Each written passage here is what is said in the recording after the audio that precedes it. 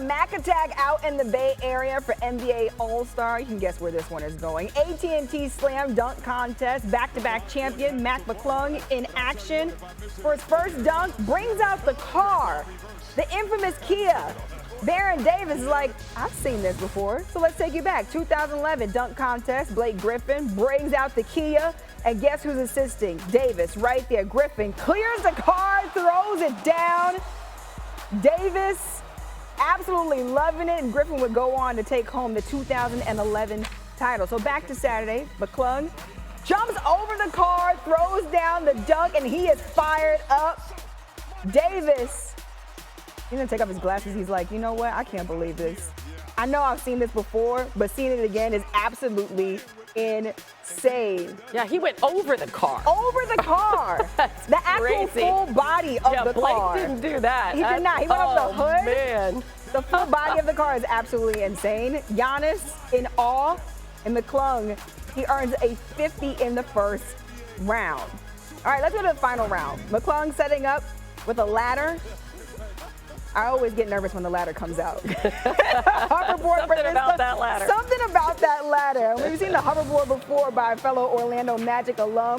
2016, Aaron Gordon with the one-hand 360 dunk.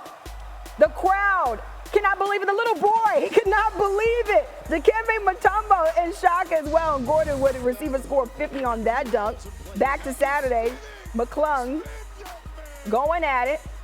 Grabs the ball off of the hoverboard, dunks one ball off the ladder, and finishes with the windmill. Everyone is in absolute disbelief because what is happening here? The difficulty of that dunk. He does it on the first try as well. Oh my God. We're getting all of Giannis's reactions here. Take a look at this. Giannis so is like 3P. You got it. The first person in NBA history to win 3 consecutive slam dunk contests. A pair of NBA superstars sounded off on yet another epic performance from McClung. John Morant posted on socials, Mac might make me decide to dunk it. Giannis then posted back at Ja saying, if you do it, I'll do it with you. Oh, and one can only that's hope, what I right? want to see. Let's That's go. exactly what I want to see. This was a little bit less exciting, but it was a three-point contest. Dame looking to defend his trophy. Is it going to be Dame time? Not for long. Cade Cunningham, rough shooting night. He finishes with just 16 points in the first round. Dame is watching. He's yawning. Okay, we'll see. Tyler Hero up. He had a really tough start, but he does get 4 of 5 to go from the top of the key. He finishes the round with 19 points. Again, not exactly stellar shooting in this one. Okay, then it was Buddy Hield's turn. And he was pretty hot, you know. Looks, that's his floor, right? He's hitting his last 3 money balls. He's finishing with 31 points to tie Tyrese Halliburton and Steph Curry for the most points in a round and getting some appreciation from the teammates. Meanwhile, Lillard, okay, it's finally Dame time, and yeah, almost out of time. Final rack, chance to knock out Hero, comes up 1 point short. He's gone. I mean, only 18 points in round 1. Okay, so here is Hero up in the final round. Really getting hot from the top of the key here. 4-5 on the rack. Buries his last 2 money balls. So Tyler Hero's finishing with 24 points. He's hoping, is that enough to do the job? And then Buddy Hield is going to be up next. So Buddy Hield needs to beat 24 to win. Is he going to do it? He needs all his money balls to win. So he makes the first 3. And then he misses on the 4th money ball. Oh, man. Oh, my God. He makes the last. That's not enough. Tyler Hero taking home the trophy as the 2025 Starry 3-point contest winner. Not the best, but we have a winner. That's all that matters. Well, the NBA Skills Challenge had lots of fans buzzing, a little bit of controversy, drama, and a disqualification. That's a thing. NBA Kia Skills Challenge. First up, Team Spurs. Wemby, Chris Paul. Wemby going first. Trying to shoot these threes, but not really shooting them. I think the Spurs, they think they found a loophole in the rules, but not so much. Paul up next. He does the exact same thing at all 3 marks, throwing the balls in the air and moving in on quick succession, just trying to just get them off. Fans don't love it. Donovan Mitchell doesn't approve. Spurs find out that they've been disqualified, and here's Wemby on the disqualification and the boos. Was I booed? I don't think I was booed. You didn't hear? I wasn't booed, right? Chris was. No. I wasn't booed, but Chris was. I love how you turned that around there. The rules state that you must either make a shot or take 3 valid attempts, so that's why they were disqualified. Team Cavs, Evan Mobley going first, knocking it down without even skipping a beat. Team Cavs are in great position to win it with a time of just over 1 minute. Team Warriors up now. Draymond Green looks to take it home. Throws 2 passes that bounce right out of the target. The third pass goes flying right into the ball rack. Take a look at it. The ball rack actually goes tumbling down, and Draymond Green can't believe it. Warriors unable to make up the time, and Team Cavs are the 2025 Skills Challenge champions. Cavs are winning everything these days, aren't they? It was just 2 weeks ago, arguably the most shocking trade in NBA history, shook the league when the Mavericks sent Luka Doncic to the Lakers in exchange for Anthony Davis. After the trade deadline was all said and done, a number of players had been moved to new teams, and the aftershocks are yet to be felt. So to what extent will this cause a shift in the West? Ramona Shelburne looks at the changes in the landscape.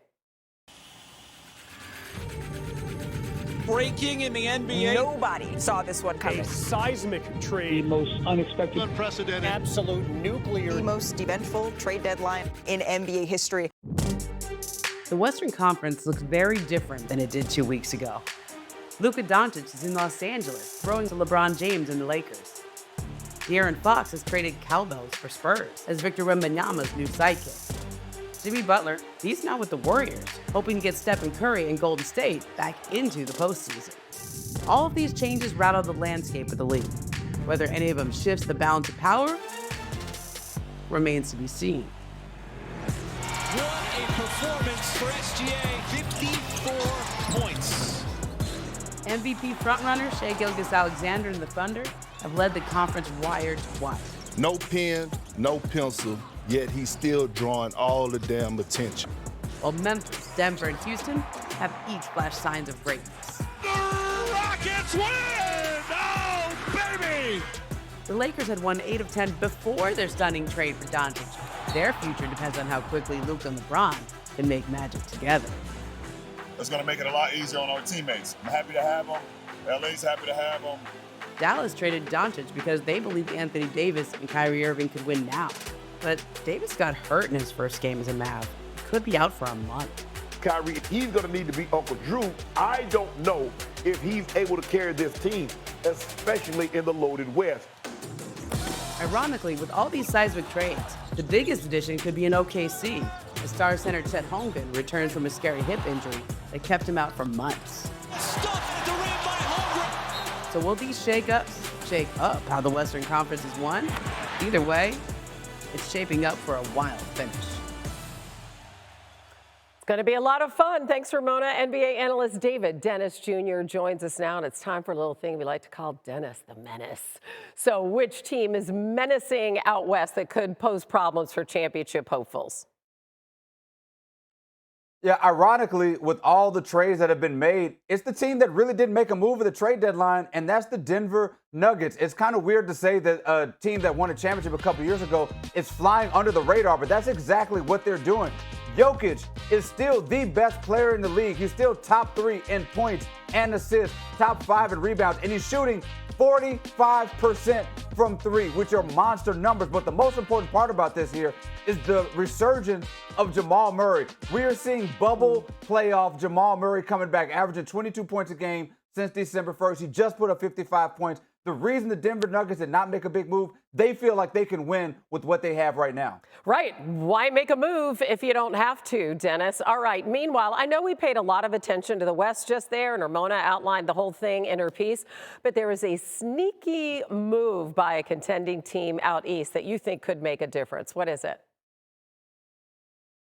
It's the DeAndre Hunter move to the Cleveland Cavaliers. The Cleveland Cavaliers, let's not forget, as much as we talk about the Celtics, The Cleveland Cavaliers are still the best team in the East in the regular season right now, and they just added a 6'9" wing defender shooting 40% from three, averaging 19 points a game to that roster. And most importantly, what he adds is defensive versatility. So when Tatum and Brown come to town, they can't just come pick on Garland and Mitchell. They have to contend with a real wing defender out there. And I think he is going to add some playoff toughness, some defense come April, May, and June. And it'll be important to see what the Cavs can do to rise in the East and contend with Boston with this addition. Yeah, Mobley's such a great defender. I love watching this Cleveland team. They're going to be very, very hard to catch. They have a 5.5 game lead over the Celtics. It just doesn't feel like there's going to be enough time for Boston to surpass them.